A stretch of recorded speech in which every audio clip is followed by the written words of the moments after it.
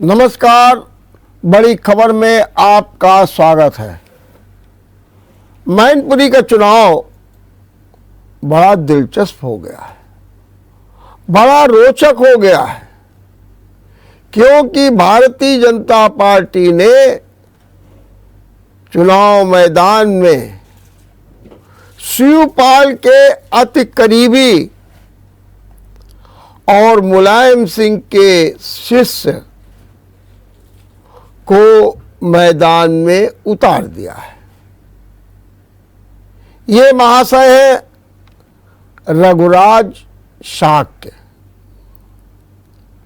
इनका पैनल पे नंबर 1 पर नाम था। रघुराज शाक्य 2 बार इटावा से सांसद रह चुके हैं, 1 बार विधायक रह चुके हैं और उनकी समाजवादी पार्टी में भी अच्छी पकड़ रही है। आप इसी से इस बात का अंदाजा लगा सकते हैं कि रघुराज शाक्य सपा सरकार में मंत्री भी थे और उनका बहुत अच्छा प्रभाव था और इसी बल पर चुनाव जीतते थे। लेकिन 2017 में जब सपा में टूटन हुई, मतभेद बढ़े, तो रघुराज शाक्य ने सपा से इस्तीफा दे दिया।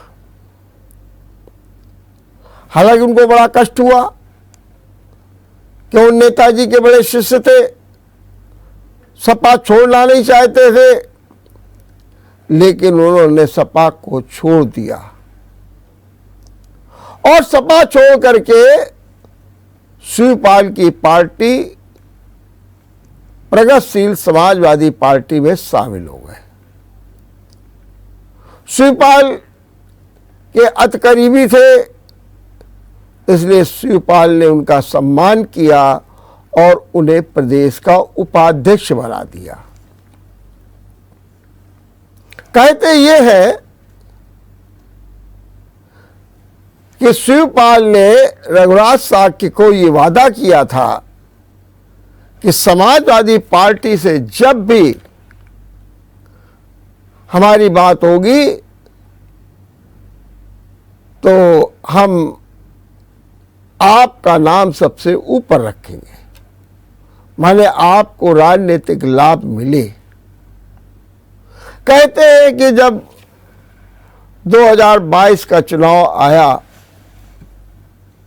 और इस चुनाव में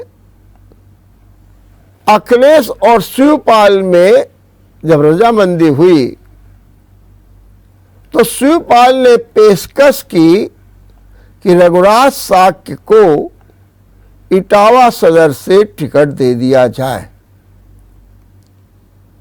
और उन्होंने इसके लिए काफी प्रयास किए, लेकिन हुआ उल्टा। वहां तो शिवपाल को केवल उनकी ही सीट तक सीमित रखना था, तो दूसरे की बात ही क्यों होती। परिणाम ये हुआ कि रघुराज शाक्य को टिकट समाजवादी पार्टी से नहीं मिला। ऐसी स्थिति में एक अंदरूनी तालमेल के तहत रघुराज शाक्य भारतीय जनता पार्टी में चले गए, लेकिन भारतीय जनता पार्टी ने उन्हें टिकट नहीं दिया 2022 में। खैर वो पार्टी में एक्टिव हुए। 2022 में उनका शाक्य समाज में एक अच्छा प्रभाव, इटावा से चुनाव जीत चुके, मंत्री रहे, उनके अपने समर्थकों की एक अच्छी पैठ है। ऐसी स्थिति में भारतीय जनता पार्टी ने रघुराज शाक्य को ही मैदान में उतार दिया। अब सवाल ये उठ रहा है, क्या भारतीय जनता पार्टी ने जो रणनीति अपनाई है क्या उससे सफल होगी? अब सफल होगी या नहीं होगी ये तो बात की बात है, लेकिन एक तरीके से सेंध लगाने का प्रयास तो कर ही दिया है भारतीय जनता पार्टी ने। माना यह जा रहा है कि यदि शिवपाल ने अपने तेवर बरकरार रखे और समाजवादी पार्टी से दूरियां बनाए रखी और जसवंत नगर जैसी सीट पर बिल्कुल एक किनारे हो गए, तो याद रखिएगा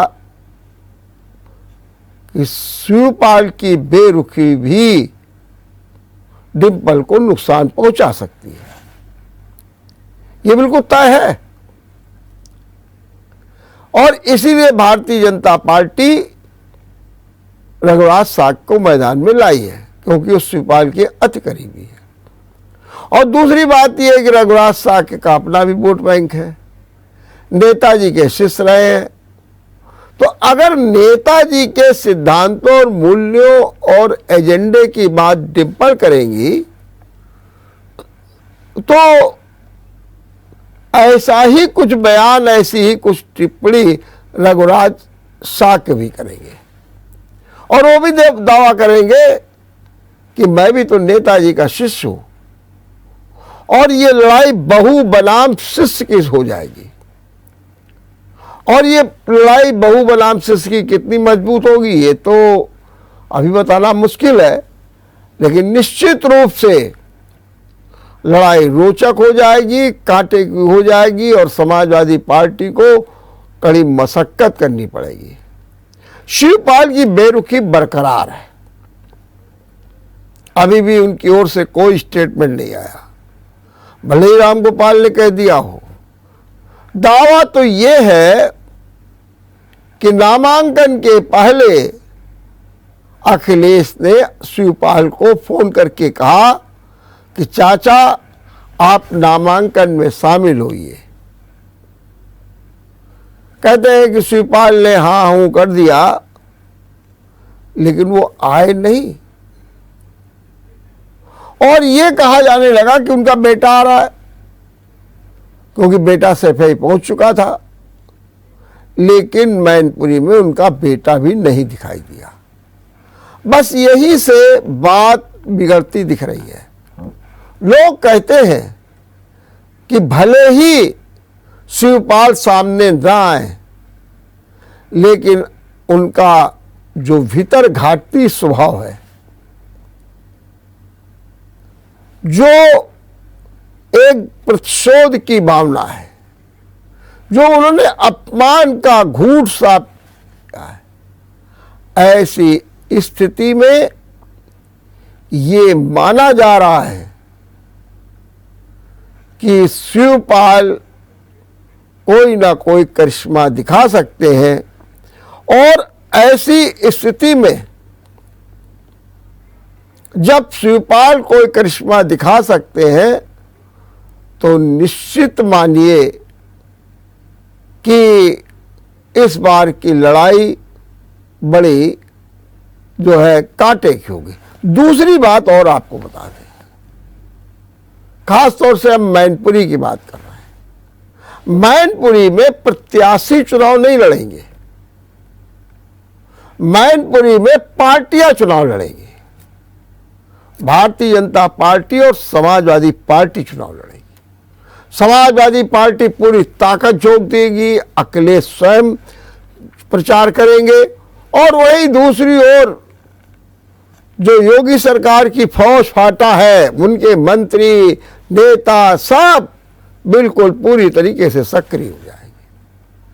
तो यहां पर प्रत्याशी चुनाव नहीं लड़ रहे हैं, यहां पर पार्टियां चुनाव लड़ेंगी, पार्टियां चुनाव लड़ेंगी, क्योंकि पार्टियों की जो नाक है, नाक जो छवि है, वो दांव पर है, इसमें दो राय नहीं है।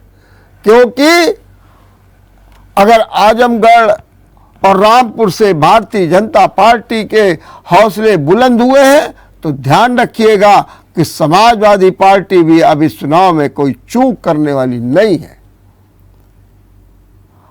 हालांकि भारतीय जनता पार्टी ने आज जो अपने तीनों प्रत्याशियों के नाम घोषित कर दिए, जैसे मैनपुरी से रघुराज साक्य का और रामपुर से आकाश सक्सेना का। आकाश सक्सेना वो शख्सियत है जो बराबर आजम खां से संघर्ष करते रहे और जितने मुकदमेबाजी, दस्तावेज, तथ्य, सबूत, ये सारा कुछ आकाश सक्सेना करते रहे। हालांकि आकाश सक्सेना पहले भी चुनाव लड़े, सफलता नहीं मिली है, लेकिन भारतीय जनता पार्टी ने एक बार फिर आकाश सक्सेना पर भरोसा जताया और माना यह जा रहा है कि समाजवादी पार्टी आजम खां के ही किसी करीबी या उनकी पत्नी को ही मैदान में उतारेगी, क्योंकि रामपुर का चुनाव बड़ा महत्वपूर्ण है और इसे भी बचाना है।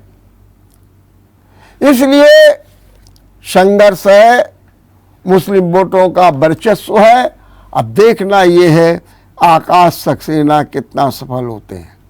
वही जो तीसरी सीट है खतौली, अब खतौली में क्या हुआ, खतौली में विक्रम सैनी की सदस्यता खत्म कर दी गई।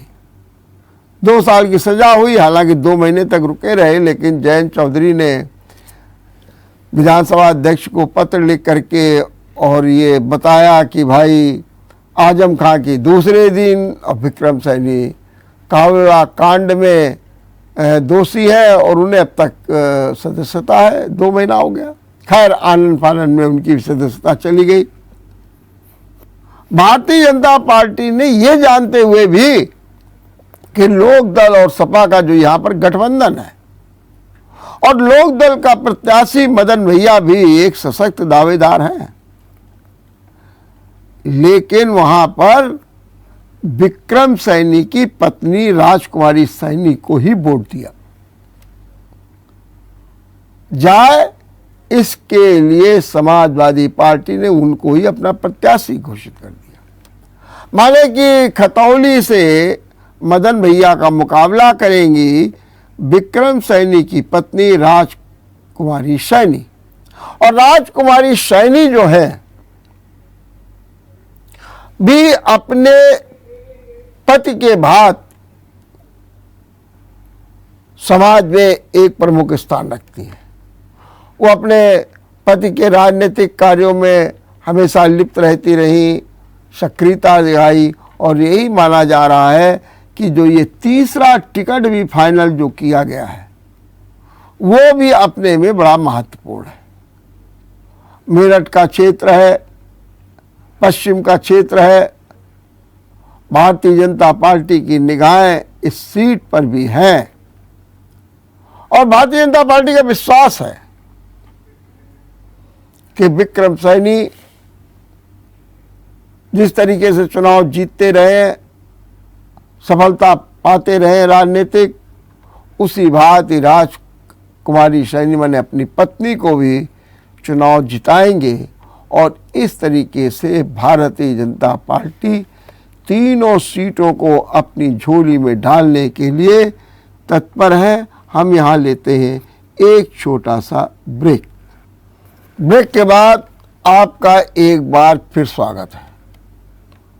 हमारे देश में इन दिनों जनसंख्या वृद्धि, जनसंख्या कानून, जनसंख्या नियंत्रण, जनसंख्या असंतुलन, जनसंख्या संतुलन की चर्चाएं बहुत तेजी पर हैं और ये पहल की जा रही है कि जनसंख्या पर जो है नियंत्रण होना चाहिए, असंतुलन नहीं होना चाहिए। लेकिन आपको जान करके यह आश्चर्य होगा कि इस समय चीन की आबादी सबसे ज्यादा है और जो ये आबादी है उसकी संख्या है 144 करोड़। चीन की इस समय आबादी है और भारत की आबादी है इस समय 139 करोड़। माने कि चीन सबसे ज्यादा आबादी वाला देश है जिसकी जनसंख्या 144 करोड़, माने 1.44 अरब। और वहीं दूसरी ओर भारत की जनसंख्या 1.39 अरब, मतलब 139 करोड़। लेकिन जो आंकड़े आए हैं, जो यूएनओ की रिपोर्ट है, उसके अनुसार 2023 में भारत जो है वो चीन को आबादी के मामले में पीछे ढकेल देगा। माने भारत की आबादी जो है 2023 में चीन से आगे निकल जाएगी। बड़े तथ्यात्मक आंकड़े आए हैं। इस समय भारत की आबादी 139 करोड़ है, लेकिन दुनिया की आबादी 8 अरब है, 8 अरब है। और अगर आप इस आंकड़े को मल्टीप्लाई करते चलें, जो रेट चल रही है इस समय जनसंख्या की, उसके अनुसार अगर देखें तो 2030 में देश का विश्व की आबादी 8.5 अरब हो जाएगी। 2050 में 9.7 अरब हो जाएगी और वहीं 2100 में 10.4 अरब हो जाएगी। माने आंकड़ा बढ़ रहा है। और ताज्जुब की बात क्या है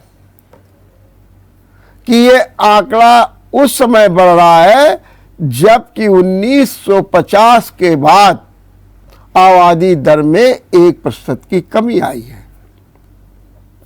दुनिया के 61 देश ऐसे हैं, 61 देश, जहां पर आबादी में 1% की गिरावट आई है।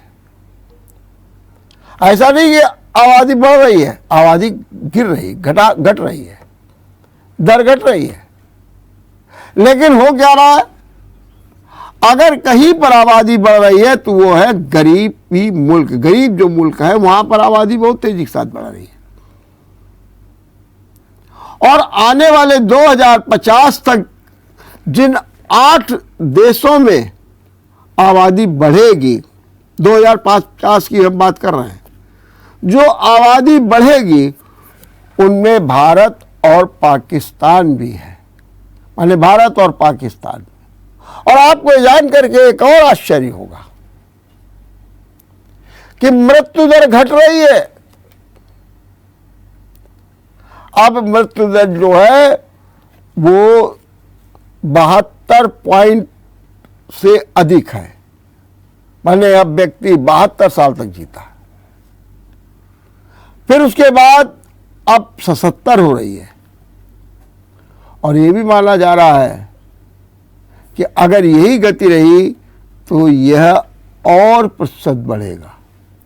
माने कि अब जो है व्यक्ति की औसत आयु जो है, जो कभी 58 साल, 60 साल, 65 साल रहती थी, वो कम हो करके 77 और 78 तक पहुंच जाएगी।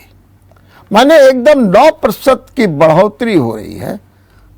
और ये जो है, इससे लगता है कि हमारी आबादी पर कितना फर्क पड़ने जा रहा है।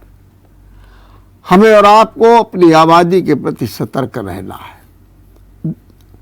और ये कहा जा रहा है कि आबादी बढ़ने का कारण रहा अशिक्षा है, गरीबी है, अज्ञानता है। हमें उस पर भी ध्यान देना होगा और बड़ी खबर देखते रहना होगा। नमस्कार।